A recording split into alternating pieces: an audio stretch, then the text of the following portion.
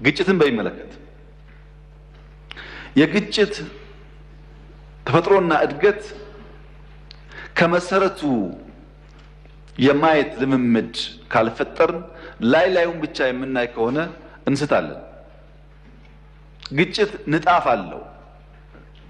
እያንዳንዱ ንጣፍ እያንዳንዱ ሌየር እያነሱ ማየት ይፈልጋል። ትሪገሪንግ ፖይንቷን ብቻ አይቶ የሚናገር ሰው ግጭት ይፈታ አይችልም። ከትሪገሪንግ ፖይንቱ አንድ ዝቅ ስንል ፕሮክሲሚቲ አለው። ከሱ ዝቅ ስንል ስትራክቸራል ችግር አለው። ስትራክቸራል ችግሩን ያልተገነዘበ የትኛውም አካል ችግር ሊፈታ ቢያስብ ይቸገራል። ምክንያቱም ግጭት ከሁሉም ኩነቶች በላይ ከሰው ልጅ ተፈጥሮ ጋር ከሞላ ጎደል እኩል የነበረ ነገር ነው። ሰው ተፈጠረ፣ ግጭት ጀመረ። ያው እንደምታውቁት በአቤልና በቃየል እንደጀመረው ማለት ነው። ከሰው ልጅ እድሜ ጋር ነው ግጭት የኖረው፣ ሳይዙ ከፍ ዝቅ እያለ። በጣም ብዙ ፈላስፋዎች፣ ተመራማሪዎች፣ አዋቂዎች ግጭትን ለማስቀረት ብዙ ጥናት፣ ብዙ ምርምር አካሂደዋል፣ ብዙ ጽፈዋል። ፒስ በጣም ውድ የሆነ ኮሞዲቲ ነው፣ መገንባት ያለበት ነው። ግን ሁለት አከራካሪ ጉዳዮች አሉ ሰላም በሚመለከት። አንደኛዎቹ ወገኖች ፍጹም ሰላማዊነት ወይም ፓሲፊዝም የሚባለው ምንም አይነት ትንኮሳ፣ ምንም አይነት ሙከራ ቢደረግብህ ግብረ መልስ አትስጥ፣ ስትመታም፣ ስትሰደብም፣ ስትነጠቅም ዝም በል። ግብረ መልስ ካልሰጠህ ግጭት በሁለት አካላት ይሁንታ የሚፈጸም ስለሆነ ልታስቀረው ትችላለህ የሚል እሳቤ ያላቸው ፈላስፋዎች፣ አዋቂዎች አሉ። ፓሲፊዝም ለግለሰቦች ጥሩ እሳቤ ነው፣ መጥፎ አይደለም። አሁን ታገሰ ነካ ቢያደርገኝ ብተወው ችግር የለውም። ለግለሰቦች በህዝብ የተመረጠ መንግስት፣ በብቸኝነት ኃይል የመጠቀም ስልጣን ያለው መንግስት የወል ፍላጎት የወል ኢንትረስት ፕሮቴክት ማድረግ ያለበት ተቋም ሲሆን ግን ያስቸግራል። መንግስት መሬትን ሲወስዱብህ በቃ ይውሰዱት ብዬ ተዋለው ሊል አይችልም። በምርጫ በህዝብ ይሁንታ የተፈጠረ መንግስት እንጥላለን ሲሉት ዝም ብዬ አያለው ማለት አይችልም፣ ያስቸግራል። ተፈጥሮ እንደዛ አይደለም። ይልቁንስ መንግስት ሰላም ያስቀደመ መሆን አለበት። ሰላምን በይፋ የሚናገር ለሰላም የሚተጋ መሆን አለበት። ሰላም የሚያደፈርስ ነገር ሲኖርም ግልጽ መመዘኛዎች ያስፈልጉታል። ዝም ብሎ ዘሎ ውጊያ አይገባም። አንደኛ ፍትሃዊና በቂ ምክንያት አለ ወይ? ውጊያውን ለማድረግ ግጭቱን ለመፈጸም በቂ ምክንያት አለ ወይ? ሁለተኛ ያንን ግጭት በኃይል ለማስቀረት ተገቢ ስልጣንና ቅቡልነት ያለው አካል ነው ወይ?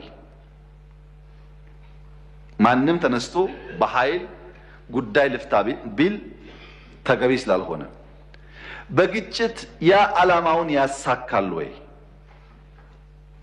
ከመነሻው ሊያሳካ የፈለገውን ዓላማ ሊያሟላ ይችላል ወይ? አራተኛ ተመጣጣኝ ኃይል ይጠቀማል ወይ?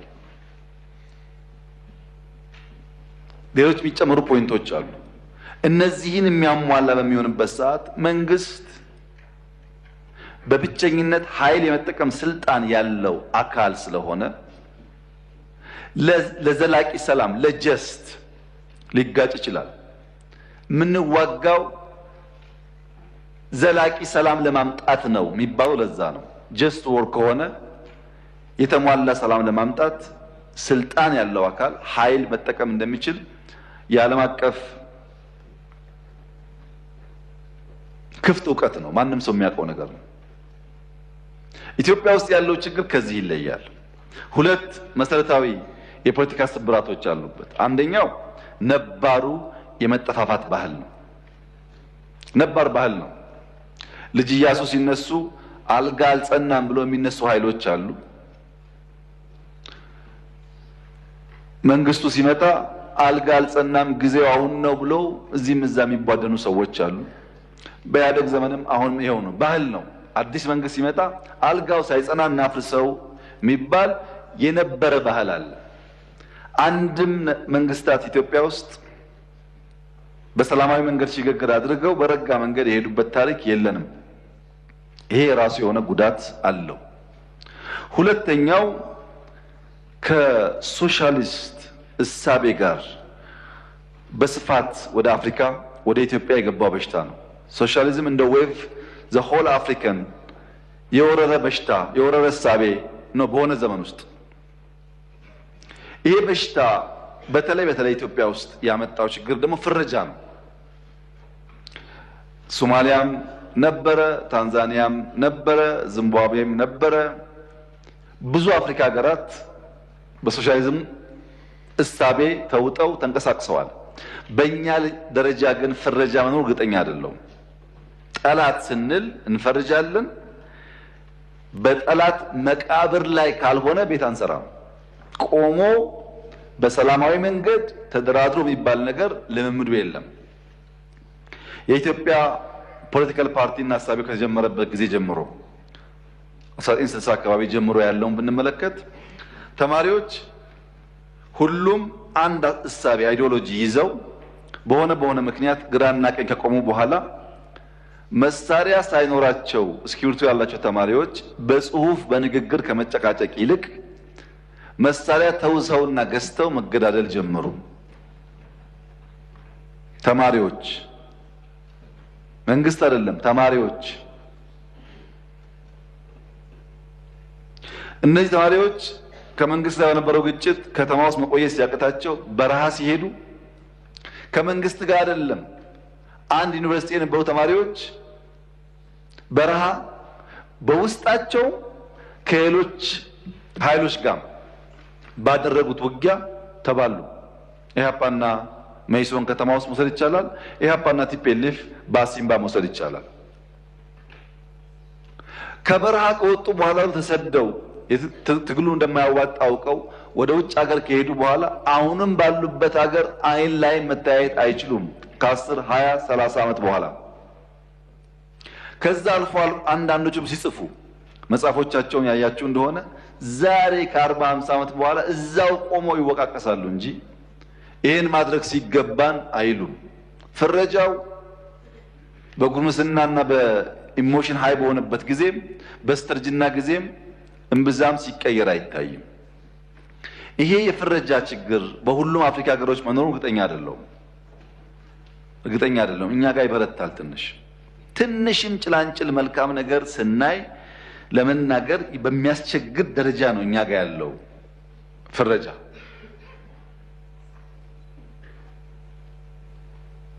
እግዚአብሔር ያሳያችሁ ካሳንቺስን ያን የሐሸሽ መንደር እንዲህ ትራንስፎርም ተደርጎ ሲያይ በስሱ እንኳን ለማድነቅ የሚቸገር የፖለቲካ ፓርቲ ምን ተስፋ አለው ከመፈረጅ ውጭ? ፍረጃ። ይሄ ጉዳይ በዚህ የተመረጠን መንግስት በኃይል ለማፍረስ ዘለን 4 ኪሎ የሚባል መፈክር ተራ ልምምድ ሆኗል። በረሃ ለገቡት አይደለም፣ በአንድ እግራቸው በረሃ በአንድ እግራቸው ፓርላማ ላሉትም ጭምር ማለት ነው። በኃይል ስልጣን መያዝ አቅሎ የመመልከት ችግር በስፋት አለ።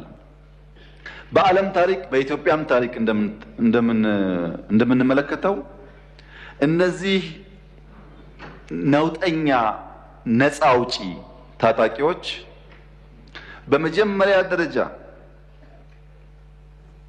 ሰለባ የሚያደርጉት ተጎጂ እንታገልላለን የሚሉት የራሳቸውን ህዝብ ነው።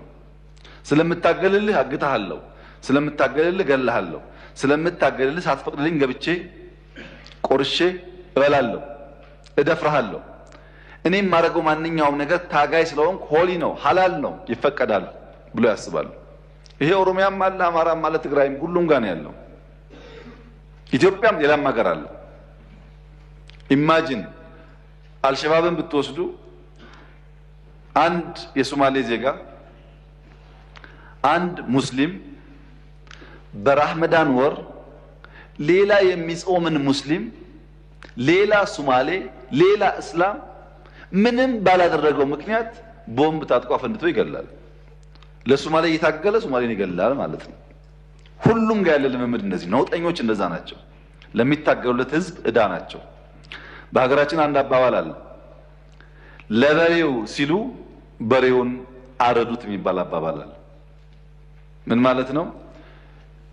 በዚህ ሰፈር ያሉ ሰዎች እዚህ አማሪ ያሉ ሰዎች በሬያችን ወስደውታል፣ አርደው ሊበሉ ስለሆነ ሄደን ተጋይተን ነጥቀን በሬያችን መመለስ አለብን የሚል ልክ እንዳሁኑ ቅስቀሳ ይደረጋል።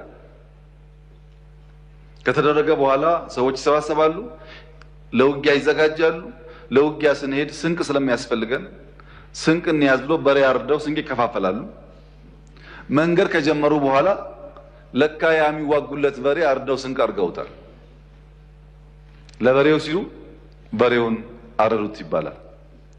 ለአማራ ሲባል ለኦሮሞ ሲባል መልሶ ኦሮሞና አማራን የሚያርድ ነውጠኛ ፋይዳ የለውም ማለት ነው። ክቡር ዶክተር ደሳለኝ ሰፋ ያለ የጥያቄ መቅድም ካነበቡልን በኋላ አንድ ጥያቄ ጠይቀዋል። ለዚያ ጥያቄያቸውም ራሳቸው ምላሽ ሰጥተዋል። ጠይቀው ስለመለሱ እንዲሁ ማለፍ ይቻላል።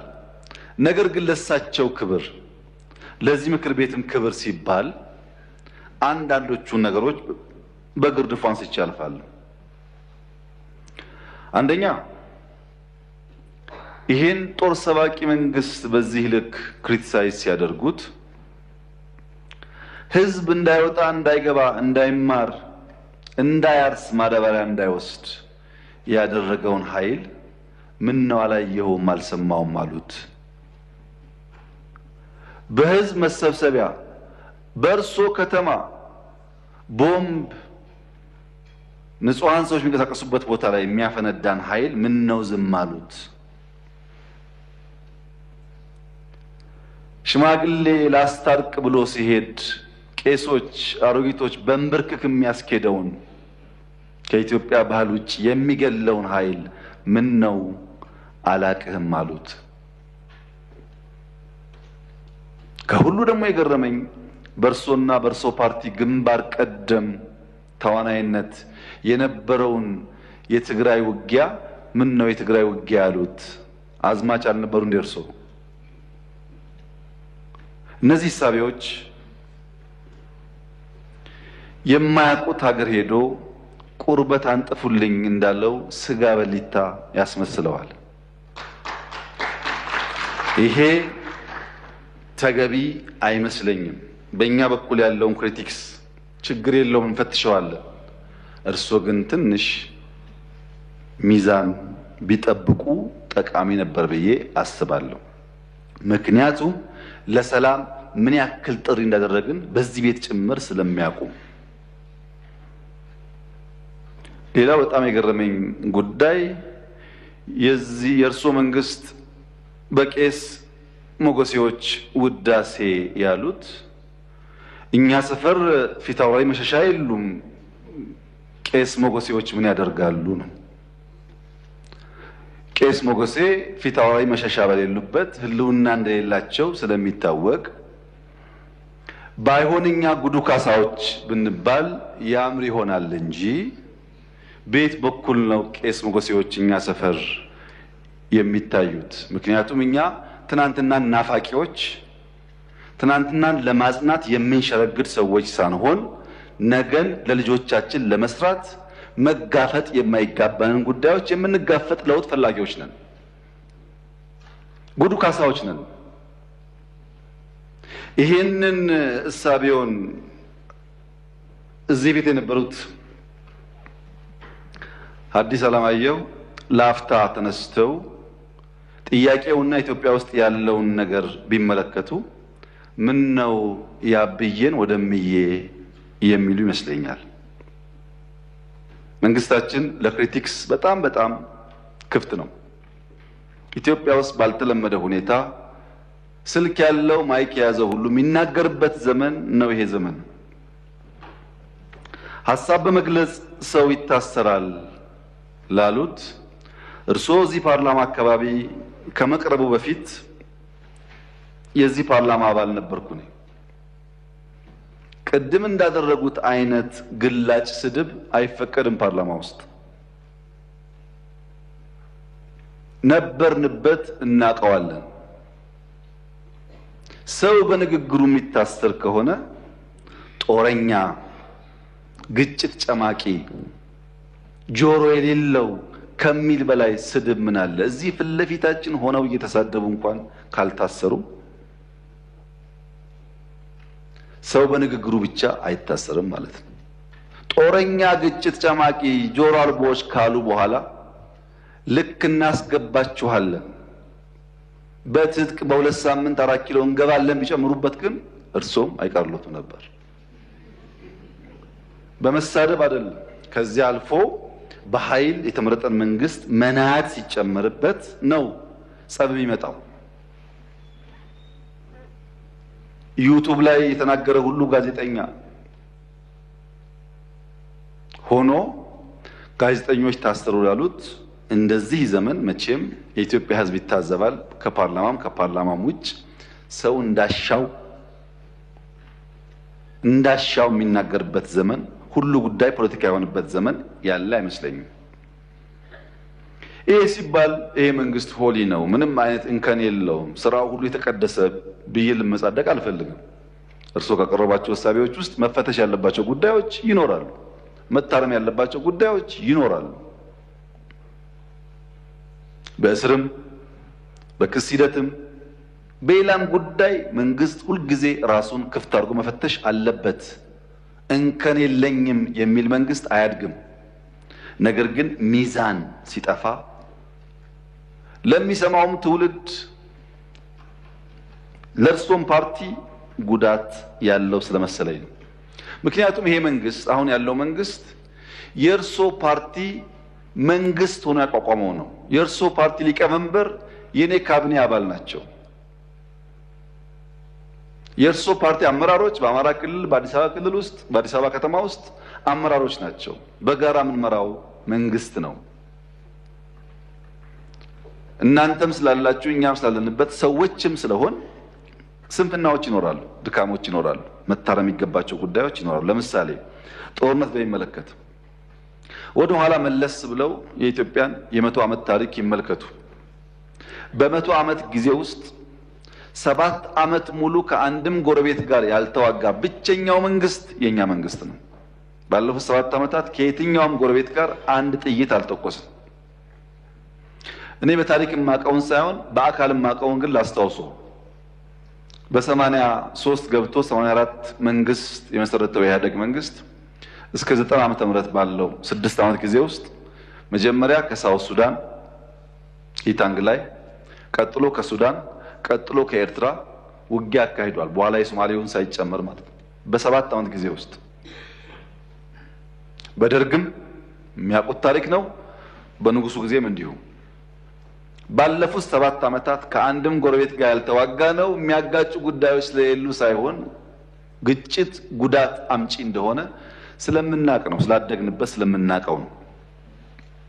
በሀገር ውስጥ ቤኒሻንጉል ጋር ታጣቂዎች በሰላም ተደራድረን አላስገባንም። ይሄ አይታወቅም፣ ለምክር ቤት አያውቀውም። ኦሮሚያ ውስጥ በጣም በርካታ ሴክቶች እንደገቡ አይታወቅም። በአማራ ክልል ባለፉት 2-3 ቀናት ብቻ ከ70 በላይ ሰዎች በሰላማዊ መንገድ ገብተዋል። 2-3 ቀን ብቻ። በአፋር ክልል፣ በሶማሌ ክልል በርካታ የሰላም ድርድሮች ተካሂደዋል። ለዚህ ነው መጠነኛ ለውጥ መሻሻሎች ያሉት።